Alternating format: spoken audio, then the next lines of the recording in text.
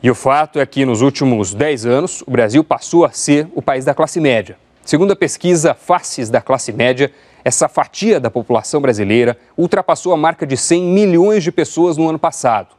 Para entender o que quer e principalmente o que consome, a pesquisa dividiu a classe média em 4 grandes grupos, como explica a repórter Rosana Cerqueira.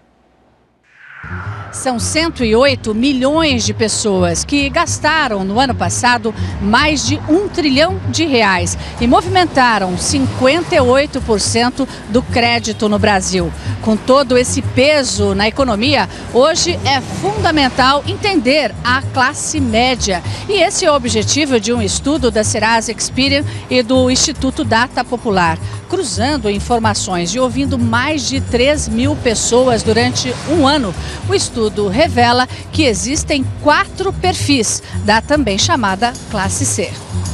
Os batalhadores representam 39% da classe média. É o maior grupo com um perfil de pessoas que investem no estudo para ascender socialmente. Os experientes, com 26% desta classe C. Mais velhos, muitos aposentados, que compram eletrodomésticos e sonham com viagens pelo Brasil. 19% são promissores, jovens que gastam com artigos para beleza, roupas e confessam que às vezes se descontrolam financeiramente. E 16% são empreendedores, com mais escolaridade e recursos para gastar com eletrônicos e viagens. Entendendo a diferença desses perfis, é mais fácil, por exemplo, para uma empresa saber qual é a melhor forma de vender geladeira, qual é o público mais adequado para vender um computador ou qual é o target principal para vender planos de saúde. Vamos voltar a conversar agora com Samidana. Sami, nos últimos anos a gente viu uma ascensão social muito importante no Brasil e um inchaço, digamos assim, da classe média no país, o que serviu, de certa forma, de combustível propulsor para o crescimento da economia brasileira nos últimos anos. Esse combustível vai continuar proporcionando a velocidade nos próximos anos ou a nossa fonte de energia vai ter que mudar? Entendo que não vai.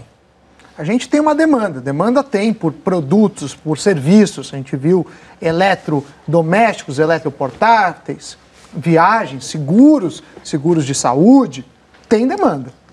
Agora, o que o governo e os governantes, tanto nos estados como na federação, deveriam olhar é o lado da oferta. A gente está falando agora há pouco de infraestrutura. Então, infraestrutura logística, mão de obra, a tão esperada reforma tributária que não sai do papel e aumento da competitividade. A gente ainda é um país pouco competitivo. Como resultado, a gente tem os tablets mais caros do mundo, a gente tem a internet mais cara do mundo, a gente tem o videogame mais caro do mundo, a gente tem serviços como táxi, um dos mais caros do mundo. Então a gente precisa investir mais na oferta para a classe crescer.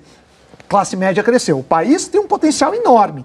Tem várias teorias, tem um economista que chama Prahalad, um indiano, que fala da base da pirâmide.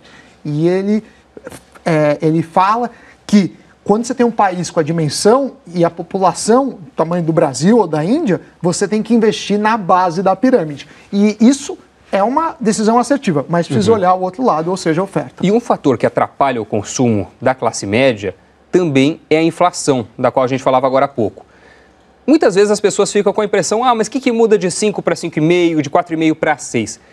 Qual é exatamente o impacto da inflação no bolso da população brasileira, do assalariado? E você acha que existe um certo alarmismo exagerado nessa mensuração de 5,5 para 6 ou de 5 para 5,5? Olha, a inflação é uma média de aumentos. Tem vários índices. O IPCA é o índice oficial do governo, que é calculado, estimado pelo IBGE. Vai de 1 a 40 salários nas 11 principais capitais. Significa que é uma cesta média de consumo. Então, para algumas pessoas, essa inflação está muito alta, para outras, muito baixa. Ainda sobre a inflação, eu acho que a gente vive um perigo. Os empresários, os comerciantes, ficaram com uma inflação de 6 na cabeça devido aos últimos anos. Então, há um repasse que é visto em economia como inercial, como se estivesse continuando o movimento. Aí não aumentou o custo, mas todo mundo aumenta 6%, vira uma bola de neve. Em relação aos menos favorecidos, não só a classe média, mas a classe menos favorecida, Sim. a inflação ainda é pior. Por quê? Na questão de alimentos e bens de sobrevivência, ela pesa mais no bolso. Essas pessoas, às vezes, não têm acesso ao mercado financeiro, então não tem como se defender.